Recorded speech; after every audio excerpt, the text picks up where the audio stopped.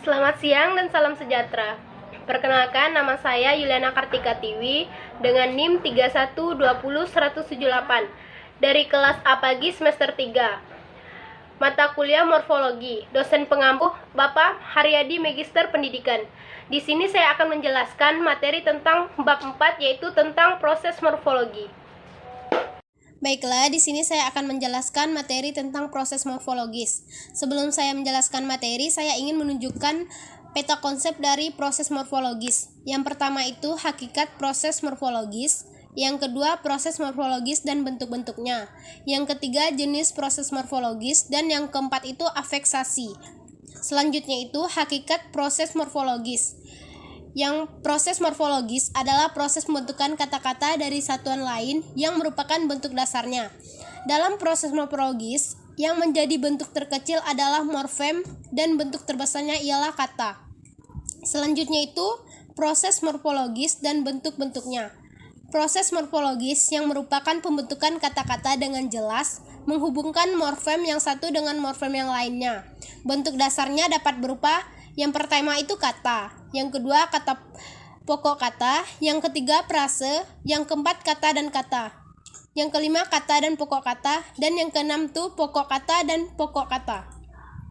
Selanjutnya, ragam proses pembentukan kata. Bentuk dasar berupa kata, kata terpandai, bentuk dasar berupa pandai. Anak-anak, bentuk dasar berupa kata, kata membangun, bentuk dasar berupa kata bangun. Bentuk dasar berupa pokok kata, kata berjuang, bentuk dasar berupa pokok kata juang. Kata bertemu, bentuk dasar berupa pokok kata temu. Selanjutnya, bentuk dasar berupa frase. Kata ketidakadilan, bentuk dasar berupa frase tidak adil. Ketidaktahuan, bentuk dasar berupa frase tidak tahu. Nah, yang selanjutnya, bentuk dasar terdiri atas kata dan kata. Kata rumah sakit, bentuk dasar berupa kata dan kata. Rumah dan sakit. Kata meja makan, bentuk dasar berupa kata dan kata. Meja dan makan.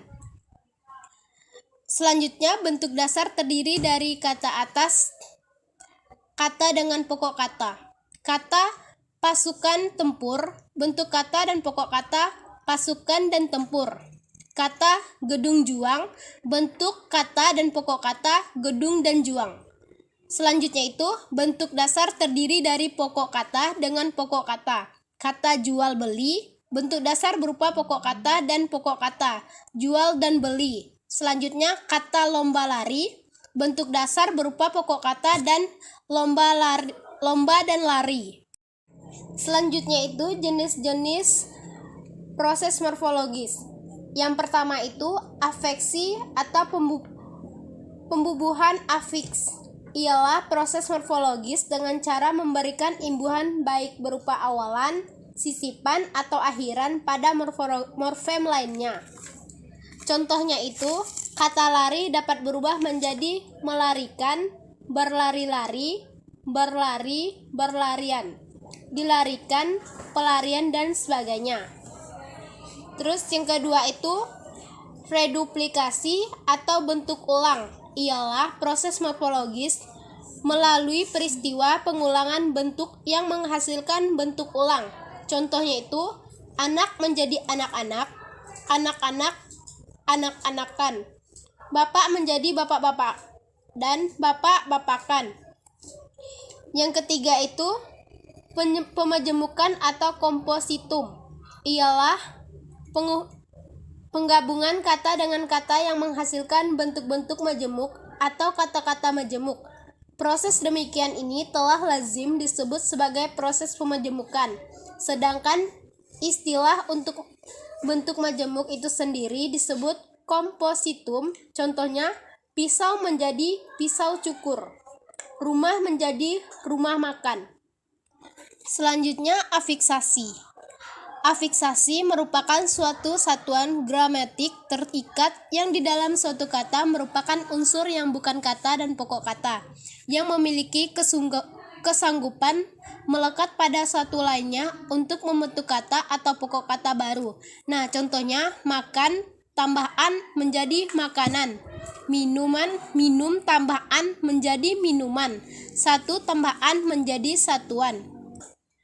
Ciri-ciri afiks, yang pertama itu afiks merupakan unsur langsung. Contohnya ber, tambah lari, berlari. Yang kedua itu afiks merupakan bentuk terikat. Contoh ber, me, pe, ter. Yang ketiga itu afiks mampu melekat pada berbagai bentuk. Contohnya makan, tambah-an menjadi makanan. Yang kedua itu minum, tambah-an menjadi minuman.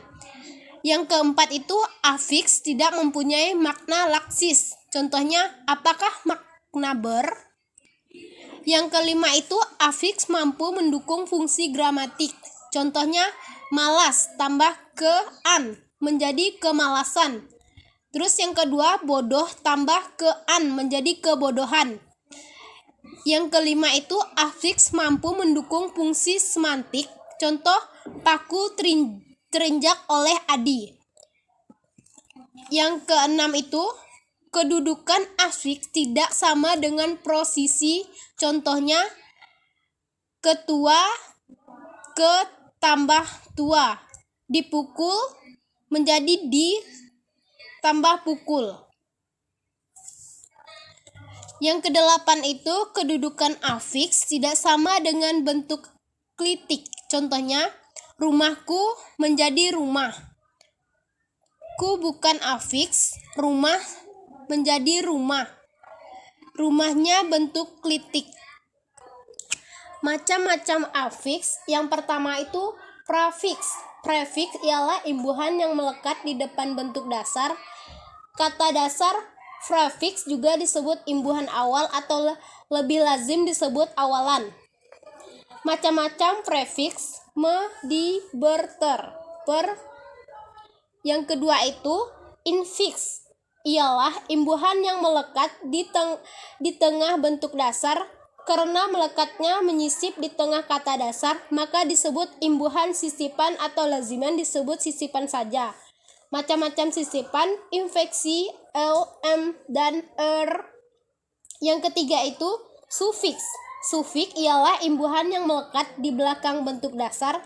Kata dasar sufiks disebut juga imbuhan akhiran atau lebih lazim disebut akhiran saja. Macam-macam sufiks atau akhiran ialah i, an, kan. Selanjutnya konflik simulfiks atau imbuhan gabungan. Konflik atau simulfiks ialah imbuhan gabungan antara profiks dan sufiks. Kedua macam afiks tersebut melekat secara bersama-sama pada suatu bentuk dasar pada bagian depan dan belakangnya. Para ahli bahasa Indonesia menyatakan bentuk konflik atau afiks kombinasi diberi nama simulfiks. Selanjutnya itu afiks asli dan afiks asing. Beberapa afiks asing yang dikenal dalam pemakaian bahasa Indonesia yaitu sebagai berikut. Afiks wan, yang kedua itu afiks wati, yang ketiga afiks man, yang ketiga afiks is, yang kelima afiks if, yang keenam afiks an. Sekian penjelasan materi dari saya. Mohon maaf jika ada kesalahan kata dalam penjelasan. Sekian dan terima kasih.